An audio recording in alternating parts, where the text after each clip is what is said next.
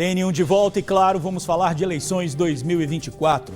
Seguimos sabatinando os candidatos à Prefeitura de Vitória. É um momento para você, eleitor, eleitora, analisar as propostas de quem quer administrar a capital do Espírito Santo. E hoje, no estúdio do TN, Capitão Assunção, do PL. Assunção tem como candidata a vice-prefeita a policial militar Mayra Marcarini, também do PL. Candidato, muito bom dia para o senhor. Bom dia, Jorge Pitt. Bom dia, telespectadores. Candidato, a partir de agora, 20 minutos na tela, começa a nossa sabatina. O senhor abre o plano de governo do senhor falando em cuidar da família. No que consiste esse cuidado? Cuidar da família é um instinto de cobertura que está faltando na capital. Nós vimos durante essa péssima gestão que está fechando um ciclo, que não se batalhou para que as nossas famílias fossem protegidas, principalmente na questão da segurança, onde nós temos visto cotidianamente ações de bandidos ligados a pelo menos 4 organizações criminosas. Isso está fazendo com que as nossas famílias não tenham paz. Aqui eu até mando uma mensagem para a dona Cida, que está passando por uma situação difícil. Recentemente ela viu anteontem, né? Lá em Anguetá, ela ficou aterrorizada porque não tem mais paz. Dona Cida, a partir de janeiro nós estaremos fazendo com que você recupere a sua sensação de segurança. Foi perdida por causa disso. Proteger a família não é só mexer com algo como saúde, é muito mais amplo. Saúde é muito importante, nós estaremos resgatando essa questão da saúde, mas nós vamos garantir para o povo de Vitória uma segurança satisfatória, Jorge Pitt. Pois é, candidato, sobre esse tema, né, eu queria explorar com o senhor o seguinte: várias comunidades, como o senhor também ressaltou, enfrentam medo por conta do tráfico de drogas, né? Avenidas fechadas na capital e sempre há confronto. E muitos moradores desses locais acabam tendo que abandonar as casas ou são expulsos por traficantes. Como resolver esse problema? Primeiro, a gente tem que entender que essa gestão não tratou de resolver de forma planejada a segurança pública, que é um ambiente diferente em Vitória. Ambiente que 4 organizações poderosas, organizações criminosas, dominam o crime, principalmente relacionado a armas e drogas. Essas 4 organizações criminosas, elas precisam de serem estudadas. Por que estudadas? Porque não adianta nada colocar guarda no meio da rua, ostensivamente, fardada, uniformizada, se você não sabe como agir. Então, nós vamos estar criando uma agência de inteligência municipal nos moldes do Mossad. O Mossad é o melhor serviço de inteligência do mundo. Israel sobrevive no Oriente Médio, em volta dele só inimigos, sobrevive porque tem uma forte inteligência. Ao longo de 3 décadas, infelizmente, as gestões governamentais, não sei se desestruturaram por acaso, não sei, mas o serviço de inteligência da Polícia Civil e da Polícia Militar foi desmantelado. E nós vamos fazer isso criando a agência de inteligência municipal para que as ações planejadas e coordenadas pela gestão Assunção, a partir de 2025, possa colocar em campo os guardas com o apoio da Polícia Civil e da Polícia Militar, que é fundamental para que a gente saiba como atuar. Não adianta colocar a guarda agora, se a gente não vai saber onde estão os componentes e como eles estão agindo. Primeiro comando da capital, primeiro comando de Vitória, Comando Vermelho, amigos dos amigos. Essas 4 organizações aqui são responsáveis pelas altas taxas de criminalidade de Vitória e também da Grande Vitória. O senhor disse também sobre o tema segurança em seu plano que pretende fazer uma repreensão severa aos crimes menores, visando promover a legalidade e a redução desses crimes. O que são esses crimes menores para o senhor? As pessoas estão se acostumando a cotidianamente perder os seus pertences para os bandidos. Está virando tão normal que as pessoas não estão nem registrando mais suas queixas. Esse celular que é furtado, Jorge Pitt, vai parar na mão do tráfico. Esse celular que é roubado vai chegar na mão deles, eles vão pegar esse material e vão fazer com que a economia negativa, que é a economia do tráfico, circule. Quando não há uma inteligência para poder coibir essas ações, o crime vai aumentar. Através da venda do celular, daqui a pouco estão se tirando vida de pessoas. Como hoje, a gente sabe que o único lugar onde o índice de homicídio aumentou foi Vitória, por causa disso. Candidato, vamos falar aqui de meio ambiente, sobre o pó preto. Na Grande Vitória, esse é um problema que nunca foi resolvido. CPIs foram criadas, discussões foram feitas, mas as casas dos moradores continuam recebendo esse pó. Qual seria a solução para isso? Nós não podemos colocar na conta do IEMA se nós temos competência de fiscalização. O meu projeto foi elaborado em cima de um especialista em meio ambiente, Edson Valpasso, que trata exclusivamente disso. O índice de elevação de poeira, de pó preto, foi de 1000%. Nenhuma ação foi feita.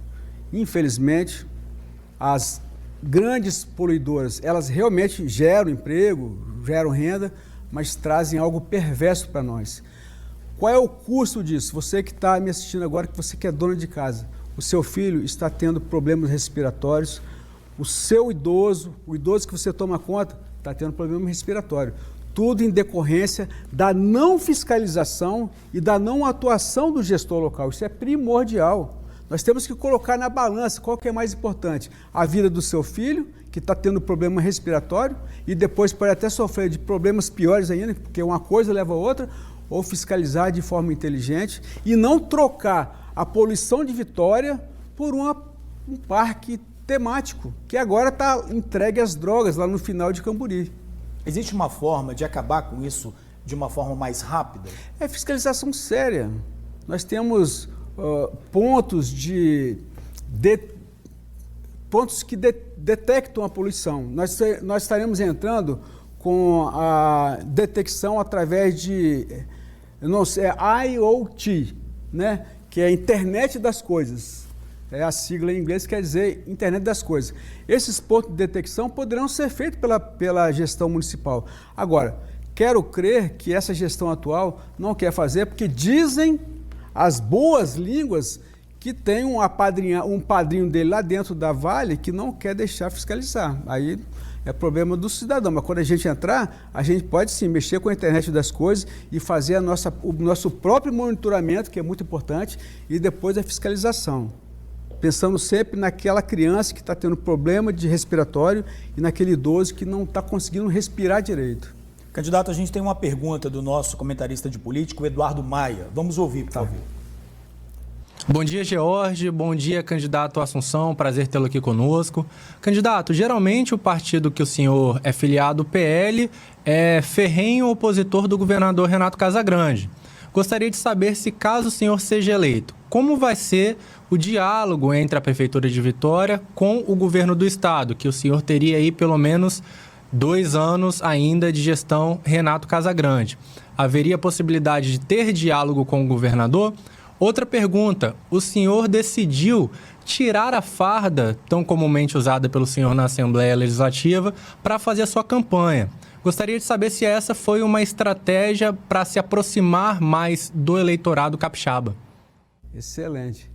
A primeira pergunta é sobre a relação institucional, Jorge Bitt, entre o prefeito de Vitória, que não é deputado e representa apenas uma parcela, mas o prefeito representa todo mundo, e o governo do estado, que tem recursos substanciais.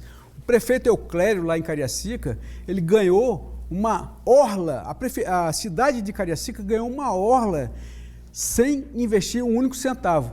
O prefeito de Vitória está fazendo uma orla, que até uma parte dela já caiu, por inicialmente 100 milhões de reais, dinheiro do contribuinte de Vitória. O prefeito de Vila Velha ganhou 3 bilhões de reais em obras estruturantes. E Vitória resolveu se fechar diante dos recursos do governo do estado. Então, tem que haver diálogo. O prefeito é o prefeito de toda a cidade e não do grupo que votou nele, representando 51%. Isso aí é uma covardia que qualquer gestor público não pode fazer. Isso aí é ruim para quem votou acreditando que teria mais desenvolvimento. Uma coisa é posição de um deputado em relação ao governo do Estado, que é de fiscalização, que é de monitoramento das compras que estão sendo feitas. Uma outra coisa é o prefeito querendo o bem de todos para que não solte recursos desnecessariamente. E sobre o uso da farda, o não uso da farda? Sim, agora a segunda questão. Infelizmente, a legislação eleitoral proíbe que a gente possa andar fardado. Por mim seria uma honra, mas eu seria penalizado. Vamos falar de mobilidade urbana, candidato. Entre as suas propostas está a discussão e utilização de ônibus elétricos. Como que vai ser essa implementação? Exatamente. Inicialmente serão 3 linhas para poder suprir uma parte da comunidade que circula e também trabalha dentro de Vitória. Agora, de onde a gente vai tirar esse recurso? Bem, nós fizemos esse projeto em cima de algo que está funcionando num lugar maravilhoso, que é Balneário Camboriú. Balneário Camboriú, Jorge B, tem um orçamento de 1 bilhão e 800 milhões de reais. Já a Vitória está chegando agora a 3 bilhões de reais. É prioridade. Você vai ter a comodidade de ter, inicialmente, um ônibus elétrico, vai ter ar-condicionado, Wi-Fi e carregador de celular também. Se você quiser andar pelo ônibus enquanto carrega, sem problema nenhum. Vai ter mais linhas? Depende do cidadão. Se ele gostar desse modal, nós vamos fazer isso. É o dinheiro de você, cidadão de Vitória, retornando para o seu bolso. Se deu certo em Balneário Camboriú, que tem um orçamento muito menor do que o nosso, vai dar certo em Vitória. Agora, temas mais fechados, que eu gostaria de saber a opinião do senhor, a sua visão. Quando o senhor pensa em Vitória, em um lugar de paz, qual seria esse local? Quando eu penso em Vitória como um local de paz, eu penso numa cidade ordeira. Nós temos uma preocupação muito grande de fazer com que os cidadãos de Vitória tenham a cultura da obediência às normas. Na medida que você circula por uma cidade e vê uma pichação 24 horas por dia, a sensação é de que não há ordem naquela cidade. Na verdade, na medida em que você muda o pensamento, isso é só uma ação, de 8 ações que a gente tem na segurança. Você começa a trazer o sentimento de obediência. Mas, principalmente, se você não tiver controle sobre as organizações criminosas que assolam Vitória, nós vamos ficar pelo meio do caminho. E aí a gente vai acabar responsabilizando quem menos tem a ver com isso, que são os nossos guardas municipais, que ainda não têm poder de polícia. Está tramitando no Congresso Nacional uma PEC, dentro de breve vai passar, que vai dar poder de polícia para os nossos guardas municipais. Aí nós vamos avançar um pouquinho mais, mas sem planejamento e sem inteligência, não tem como derrotar o crime. O senhor falou de pichação, isso lembra muito o centro de Vitória, que vem sendo atacado cotidianamente. Como o senhor pensa numa revitalização para o centro? Essa é uma atuação muito importante, porque nós temos uma visão diferente para o centro de Vitória. Nós queremos transformar a Vitória, fazendo com que ela seja referência do mesmo jeito que acontece hoje em Recife, por exemplo, Jorge Bitt. Nós estamos planejando a cidade como o Japão fez no passado quando perdeu a guerra e viu que precisava criar cérebros. Esses cérebros jovens ainda foram se especializar em outros países e trouxeram experiências boas e aperfeiçoaram no Japão. O Japão virou uma potência. Nós fomos buscar as melhores referências fora daqui e nós temos um interesse especial por uma cidade que é do Nordeste. A gente pode imaginar, no Nordeste tem boa experiência, tem milhares não, mas tem grandes experiências. No caso de Recife, Recife modernizou o centro histórico através de uma atitude muito legal. Isso começou em 2000, quando foi criado o Porto Digital.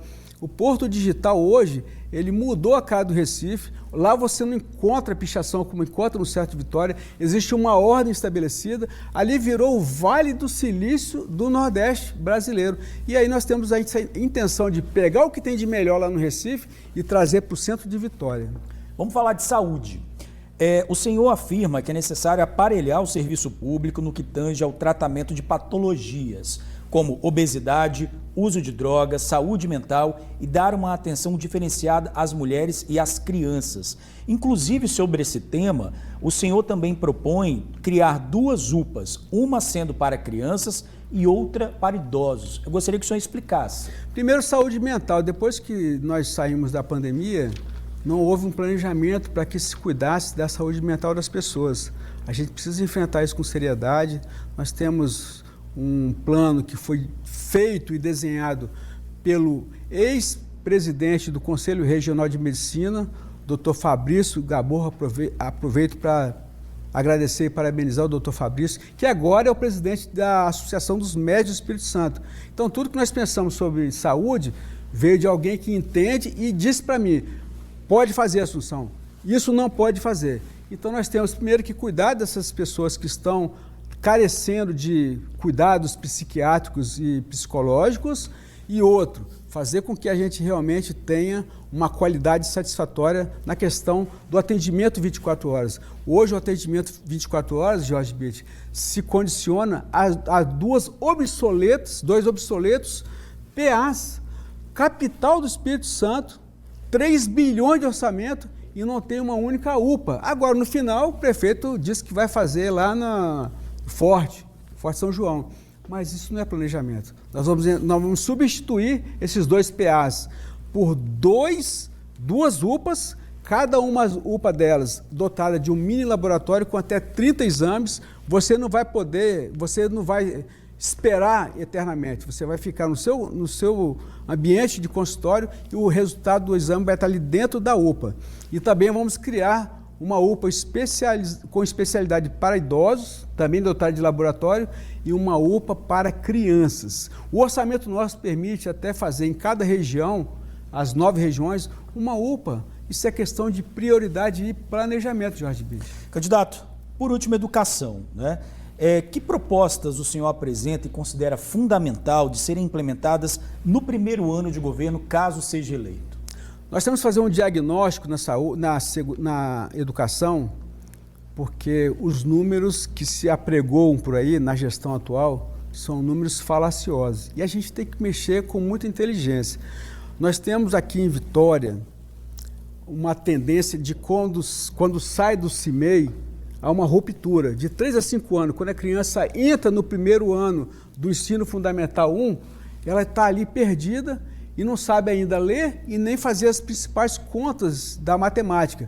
Nós temos que fazer com que os CIMEIs sejam estruturados para dotar, primeiramente, capacitar os professores e trazer bons salários para eles, que o prefeito fala que é bom, mas não é, e fazer com que mude a mentalidade deles, de modo que as crianças, quando chegarem do Fundamental 1, elas já saibam entender de linguagem, de leitura e mexer com matemática. Aí você vai dar uma progressão para evitar que no final do Fundamental 2, onde Vitória teve uma péssima nota, foi 4,9 a média de Vitória, e o prefeito fala que ensino fundamental 1 é tudo, que ele fala que tem uma nota alta, e mesmo assim não foi tão alta assim.